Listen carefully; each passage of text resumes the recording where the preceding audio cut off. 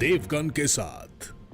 नमस्कार, मैं हूं अमीश देवगन और आप देख रहे हैं वीकेंड का सबसे भरोसेमंद डिबेट शो ये देश है हमारा। और आज ये देश है हमारा में मैं एक बहुत गंभीर मुद्दे पर बहस करने के लिए जा रहा हूं। इस देश में 2019 में चुनाव होते हैं, एक चुनी हुई सरकार आती है, लेकिन जिस दिन वो सरकार बनती है उसके बाद से प्लानिंग शुरू हो जाती है कि कैसे देश में विद्रोह को खड़ा करना है, आगजनी करनी है, यानी कुल मिला के दंगे को भड़काना है। आज पूरे प्रमाण के साथ, सबूतों के साथ मैं आपके सामने आया हूं, यानी मैं जनता की अदालत में आया हूं आपके सामने, आपको बताने के लिए कि आप जब इस देश की सरकार को चुनकर बैठे थे उसके बाद एक गैंग, कोई धर्म नहीं है, गैंग, लुटियंस गैंग, अर्बन नक्सल गैंग, जिहादी गैंग इस सोच में बैठा था कि कैसे जब डोनाल्ड ट्रंप यहां पर होंगे तो इस देश की हम बदनामी कराएं। आज ये देश है हमारा में ये बड़ा खुलासा मैं कर रहा हूं, क्योंकि ये देश हमारा है, इसलिए ऐसी खबरों को सामने लाना होगा। इसलिए आज मुझे आपके साथ की भी जरूरत है।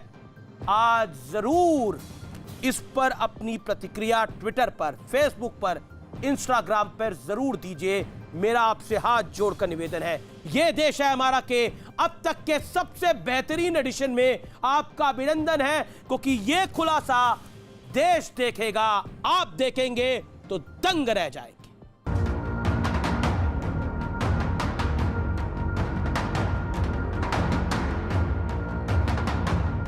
पेट्रोल बॉम्ब है, बोतल बॉम्ब है। देखिए क्या है इसके अंदर, तेजाब की छोटी छोटी थैली है।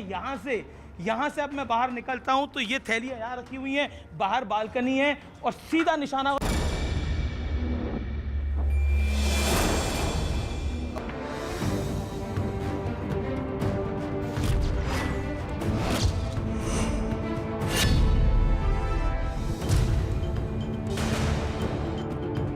इसी साल फरवरी में कुछ इस तरह से दिल्ली के साथ साथ देश को दहलाने की कोशिश हुई थी। दिल्ली पुलिस ने कोर्ट में 17,000 पन्नों की जो चार्जशीट दायर की है, उससे पता चलता है कि कैसे 2019 में दोबारा मोदी सरकार बनने के बाद इन साजिशों की नींव पड़नी शुरू हो गई थी। दिल्ली पुलिस की चार्जशीट के मुताबिक दंगों के जरिए देश की चुनी हुई सरकार को अस्थिर करने की कोशिश थी। दंगा गैंग देश की अंतर्राष्ट्रीय स्तर पर किरकिरी कराना चाहता था। डोनाल्ड ट्रंप के दौरे के वक्त दंगे की टाइमिंग भी पहले से ही तय की गई थी। व्हाट्सएप ग्रुप के जरिए भीड़ को सड़क पर इकट्ठा किया गया था। न्यूज 18 ने फरवरी में दंगों के वक्त ग्राउंड रिपोर्टिंग के जरिए जो खुलासे किए थे, दिल्ली पुलिस की चार्जशीट ने उन पर मुहर लगा दी है। ये आप देखिए पीछे मेरे दुकानें, घर जलाए गए हैं।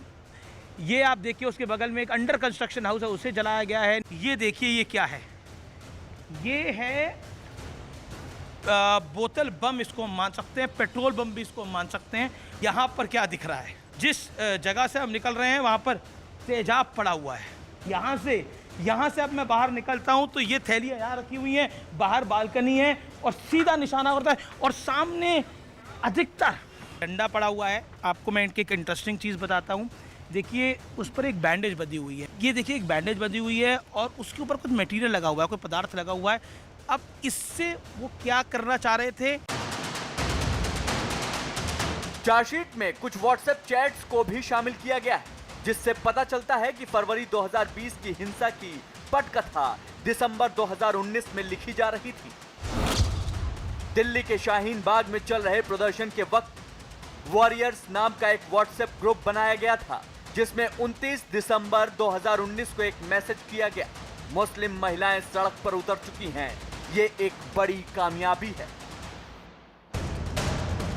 दिल्ली पुलिस की चार्जशीट के मुताबिक दंगे बेहद सुनियोजित तरीके से सोशल मीडिया के जरिए भड़काए गए थे। जामिया कोऑर्डिनेशन कमेटी, वॉरियर, खिदमत, औरतों का इनकलाब, DPSG, सेव कॉन्स्टिट्यूशन, ऐसे कई ग्रुप थे जिनके जरिए दंगों की प्लानिंग चल रही थी। दिल्ली पुलिस की चार्जशीट को अगर खरा माने तो देश को सुलगाने वालों को देशद्रोही क्यों न माना जाए, और अगर मनपसंद सरकार नहीं बनेगी तो क्या ये दंगा गैंग देश की छवि खराब करने से भी नहीं चूकेगा। दिल्ली दंगों की साजिश किस तरह रची गई थी, आज मैं इसका बहुत बड़ा सबूत आपके सामने पेश कर रहा हूं। दिल्ली पुलिस की चार्जशीट में कुछ व्हाट्सएप चैट शामिल की गई जिससे पता चलता है कि साजिश कितनी सुनियोजित थी। ये देखिए, 29 दिसंबर 2019 को वॉरियर्स नाम के व्हाट्सएप ग्रुप में लिखा गया, मुस्लिम महिलाएं सड़क पर उतर चुकी है, ये बड़ी कामयाबी है। अगली चैट, ऐसी एक दूसरी चैट देखिए, ये डीपीएसजी नाम का ग्रुप है और डीपीएसजी नाम के ग्रुप में क्या लिखा गया, 17 फरवरी 2020 तारीख नोट करिए, को लिखा गया, कुछ लोगों को चक्का जाम और दंगा भड़काने की साजिश के सबूत मिल गए हैं, इसलिए आग से खेलना ठीक नहीं होगा क्योंकि इससे हम सबको नुकसान होगा। उस चैट की एक कॉपी मेरे पास है, पहली वाली चैट की भी कॉपी है, ये वॉरियर, ये डीपीएसजी ग्रुप। आगे बढ़ता हूं, जेसीसी जेएमआई नाम के एक व्हाट्सएप ग्रुप में क्या लिखा गया, 22 फरवरी 2020 को लिखा गया, Jamia has the credibility to do it nationwide, यानी जामिया के पास वो शक्ति है जो देश भर में आग लगा सकती है, यानी देश भर में यह करने के लिए जामिया की विश्वसनीयता है, लेकिन इसके लिए हर जगह जामिया के लड़के अथवा लड़की का मौजूद रहना बेहद जरूरी है। इस ग्रुप में मोहसिन चंदा यादव नाम के 2 सदस्य थे और डीपीएसजी में उमर खालिद भी सदस्य था। अगली चैट में इसी ग्रुप की है जिसमें जामिया वाली बात सुनकर सफूरा जरगर, जिसके लिए बड़ी माहौल बनाया गया, शहजार चुप हो जाओ भाई, सारा प्लान यही लिख दोगे तो एग्जीक्यूट क्या करोगे। तो अब आपको समझ आ गया होगा कि दिल्ली दंगों की किस तरह सोशल मीडिया पर बकायदा प्लानिंग हो रही थी। व्हाट्सएप ग्रुप सबसे बड़ा प्रूफ है, वहां प्लानिंग हो रही थी और यह पूरी साजिश नजर आ रही थी। आप सोच सकते हैं कि क्या खेल किया गया। Because of your fantasies we the locals of Seelampur and Transomnia are in great trouble, our localities are worried. ये फिर उसके बाद एक चैट आया जब ईस्ट दिल्ली में आग लगाई गई। सोचिए, देश भर में यह करने का प्लान था। नरेंद्र मोदी जीत के चुनाव आए, इनको सड़कों पे आग लगाने का एक मौका मिला। इन्होंने बोला कि अब जनता ने नरेंद्र मोदी को जिता दिया तो हम बदला लेंगे आग लगाकर। जब डोनाल्ड ट्रंप इस देश के अंदर थे तो इस देश के अंदर सुनियोजित ढंग से आग लगाने की कोशिश हुई। हम चिल्लाते रहे, ये सीए जो है वो किसी धर्म के खिलाफ नहीं है, ये देश के पक्ष में है। लेकिन सोचिए किस तरह का नंगा नाच खेला गया इस देश के अंदर और सब चुप रहे। उस सफूरा के लिए, उस उमर खालिद के लिए आवाजें उठी बॉलीवुड के अंदर, शर्मनाक। ये गद्दारी है, ये देशद्रोह है और ये इतना गंभीर देशद्रोह है। देशवासियों सोचो क्या हुआ इस देश के अंदर। ये व्हाट्सएप चैट चीख के कहते हैं, ये व्हाट्सएप चैट चीख के कहते हैं कि क्या खेल खेला गया इस देश के अंदर, क्या नंगा नाच खेला गया, करा गया इस देश के अंदर। नरेंद्र मोदी सत्ता में आए, उसका माहौल बना दो, उसके बाद ऐसा तूफान खड़ा करो कि आग लगा दो। अगर हमारा मनपसंद आदमी जीत के नहीं आएगा तो देश जलाएंगे, लोग देश जलाएंगे। व्यूअर्स, दोस्तों, भाइयों बहनों, सुनो क्या हुआ इस देश के अंदर और सब चीजें प्रमाणिक है, सत्य पे आधारित है। इसलिए जब सत्य के तथ्य होते हैं तो चिल्ला के बोलना आवश्यक होता है। संबित पात्रा मेरे साथ जुड़ रहे हैं, मेरे साथ इस चर्चा में जुड़ रहे हैं सुबुई खान, शोहेब जवाई, मौलाना साजिद रशीदी, इफ्रा जान। संबित पात्रा बीजेपी के प्रवक्ता हैं, सुबुई खान सामाजिक कार्यकर्ता है, सुप्रीम कोर्ट के वकील हैं, शोएब जवाई अध्यक्ष आईएमएफ है और पप्पू यादव की पार्टी के साथ भी लिंक्ड है। साजिद रशीदी अध्यक्ष इमाम एसोसिएशन है, इफ्रा जान है सामाजिक कार्यकर्ता। संबित पात्रा, सुन के दंग रह गए, देख के दंग रह गए, या फिर यह घिनौना चेहरा देखकर आपको भी लगा इस देश को जलाने की कोशिश थी क्योंकि मोदी जीत कर आ गया था? देखिए अमीश भाई, अब दंग नहीं होते हैं, अब आश्चर्य नहीं होता है क्योंकि जो मॉडस ऑपरेंडाई है उसके विषय में अब हर कोई जानता है देश में। और देखिए, ये जो दंगे हुए थे इनको लेकर प्रधानमंत्री नरेंद्र मोदी जी ने बिल्कुल सही कहा था कि ये संयोग नहीं, ये प्रयोग है, ये ऑर्गेनिक नहीं है, ये ऑर्गेनाइज्ड है। ये तो खुद प्रधानमंत्री जी ने कहा था। और तमाम आज का जमाना कोई कम्युनिकेशन लैक का जमाना नहीं है। हर किसी के हाथ में एक मोबाइल फोन है और सोशल मीडिया में क्या चलता है और हर कोने में देश में क्या चल रहा है ये हम सब देख सकते हैं। मुझे आश्चर्य होता है किस शिद्दत के साथ इन लोगों ने इस पूरे राइट्स को ऑर्गेनाइज किया था। 2014 में जब नरेंद्र मोदी पहली बार प्रधानमंत्री बन के आए तो उस समय इनका कॉल था अराजकता, ये अनार्की, अवार्ड वापस करेंगे, सर्जिकल स्ट्राइक पर विश्वास नहीं करेंगे। मगर मुझे आश्चर्य है अराजकता से आतंकवाद तक का सफर इन्होंने इतनी जल्दी तय कर लिया। 2019 में ये जो पूरा का पूरा पटचित्र आप दिखा रहे हैं ये आतंकवाद से कम नहीं है। एक पुलिस ऑफिसर को, अंकित शर्मा नामक आईबी के पुलिस ऑफिसर को 50 से अधिक बार गोद के मार देना और दूसरे पुलिस ऑफिसर, एक पुलिस कांस्टेबल रतन लाल को गोली करके मार देना, आप बताइए ये आतंकवाद से कम है क्या? इसको मैं आतंकवाद कहता हूं, इसे दंगा नहीं कहता हूं, क्योंकि दंगे तो सुनियोजित नहीं होते हैं, वो भड़क जाते हैं, जो उचित नहीं है। मगर ये तो सुनियोजित थे। जो चैट्स आपके सामने हैं, मैंने पूरा रिसर्च करके मैंने भी चैट्स निकाले हैं, मैं पढ़ता हूं आपको।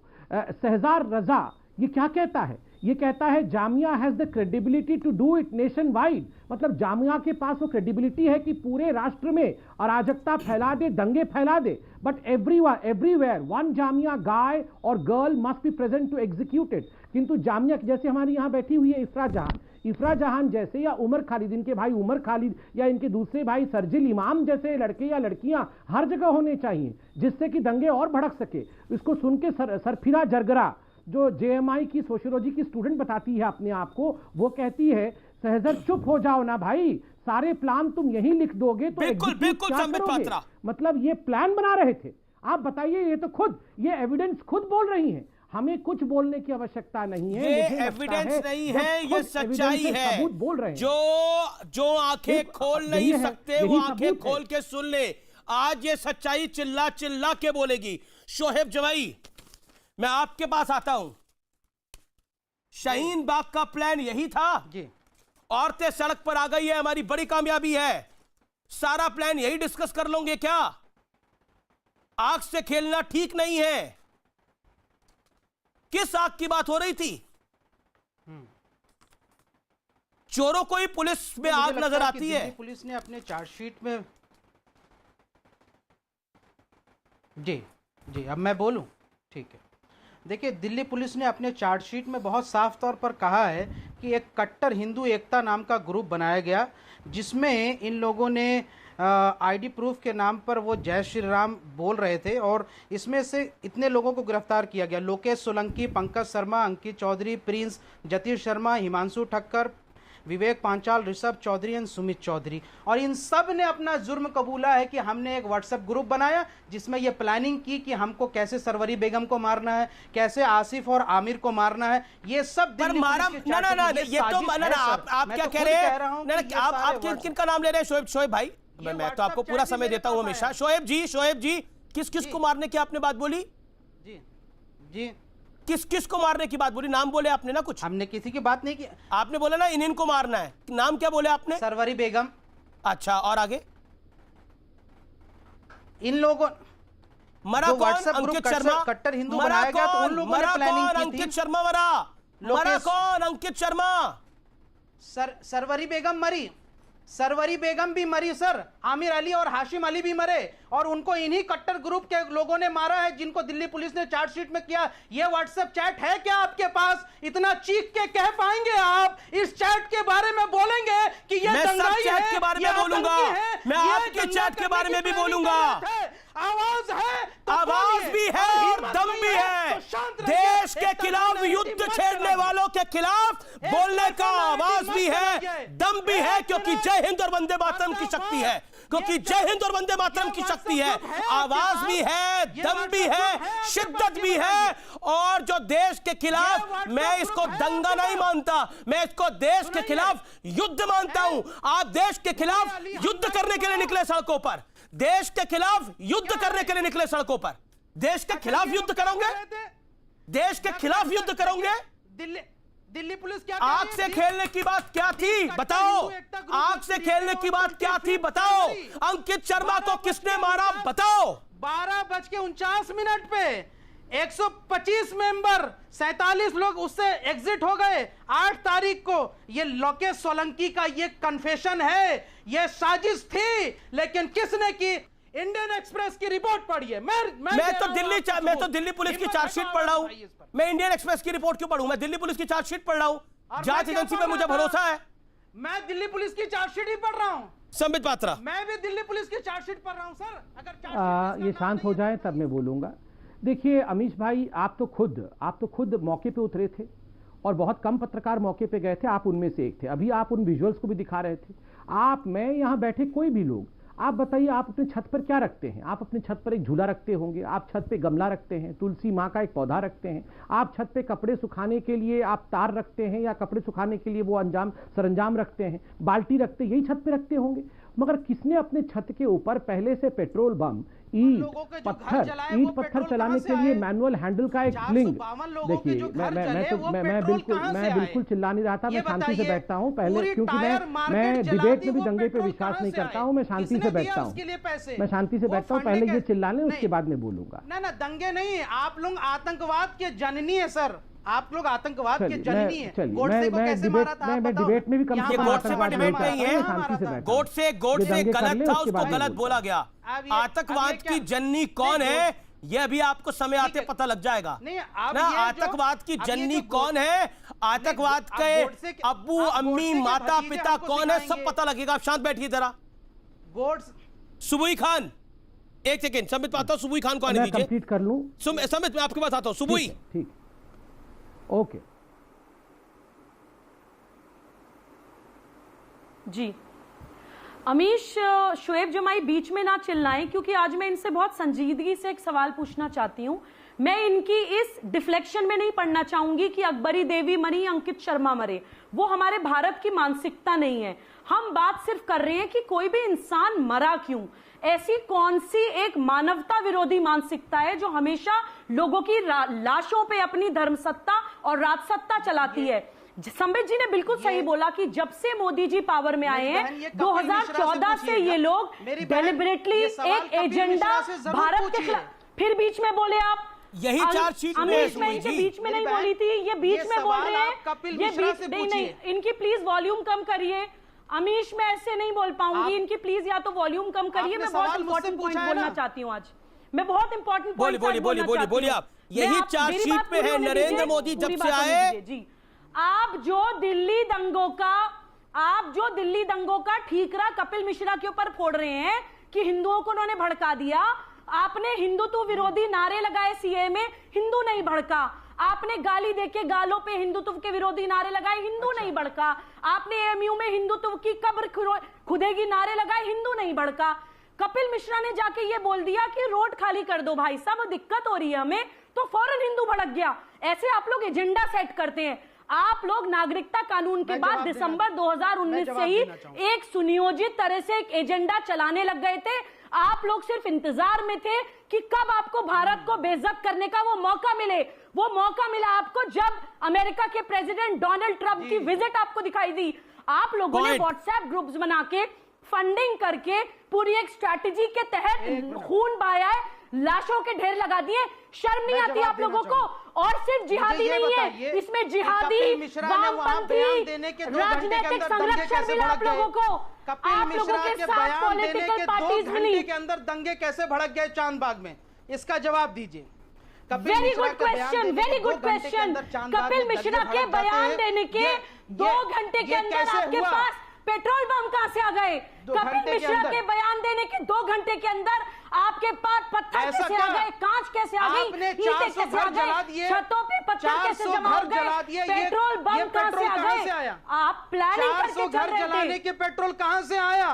बिहार का एक व्यूअर लिख रहा है, अमीश देवगन तुमने देश की आंखें खोल दी। बिहार का एक व्यूअर लिख रहा है मुझको कि अमीश देवगन तुमने आंखें खोल दी हमारी। उत्तर प्रदेश का व्यूअर लिख रहा है, गुजरात का व्यूअर लिख रहा है, मध्य प्रदेश का व्यूअर लिख रहा है, पंजाब का व्यूअर लिख रहा है, महाराष्ट्र का लिख रहा है। पूरे देश से मैसेज आ रहे हैं मेरे पास। ट्विटर पर पब्लिक बोलेगी तो नकाब उतरेंगे सबके भी यहाँ पर। संबित पात्रा, देन इफ्रा जान एंड रशीदी साहब।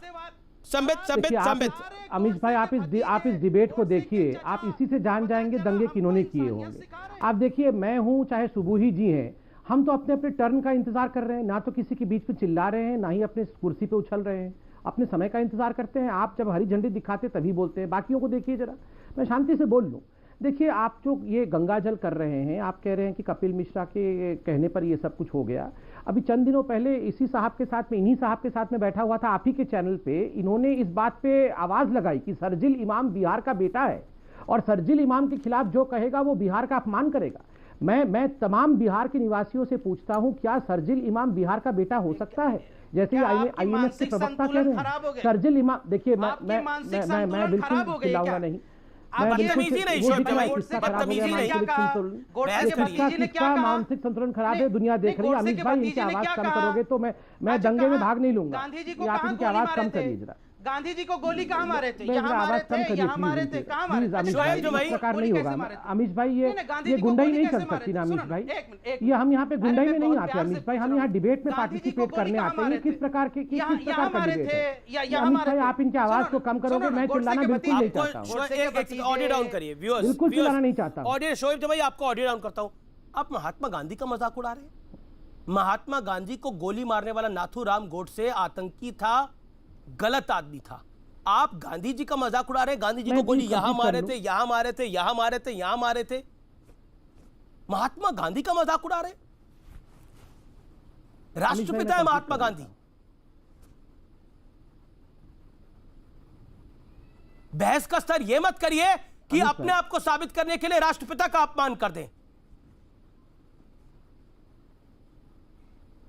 मोहनचंद करमचंद गांधी, महात्मा गांधी इस देश के राष्ट्रपिता हैं और आपने भी मजाक उड़ाया उनका कि यहां मारे थे, वहां मारे थे। आपको नहीं पता महात्मा गांधी को गोली कहां लगी थी?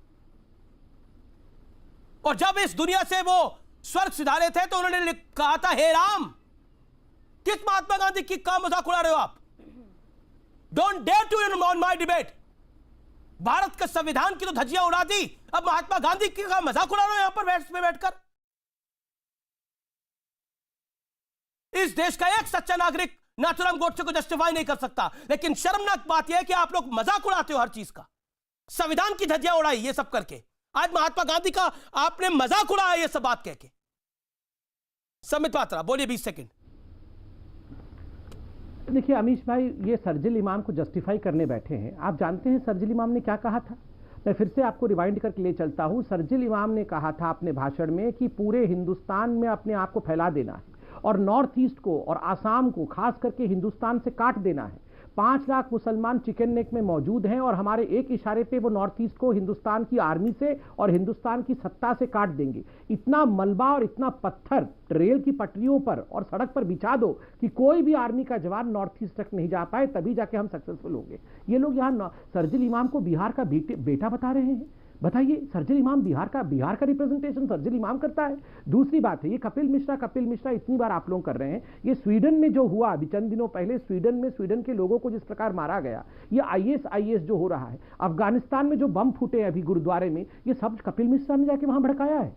आप यहाँ कपिल मिश्रा और हिंदू धर्म, जय श्री राम और राम के नाम को, गंगा जल को यहाँ आप बदनाम कर रहे हैं कि गंगा जल के कारण ये हुआ, जय श्री राम के नारा के कारण ये हुआ। अरे ला इलाहा इल्लल्लाह कौन नारा लगा रहा था? हर बैरिकेड पे खड़े होकर ये JNU वाले और ये जामिया वाले ला इलाहा इल्लल्लाह, उसका अर्थ क्या होता है? ये किस प्रकार का यहाँ जिहाद स्थापित करना चाहते थे? मैं अगले फैक्ट के ऊपर आता हूं। डिबेट में भी आतंक शुरू कर देते हैं।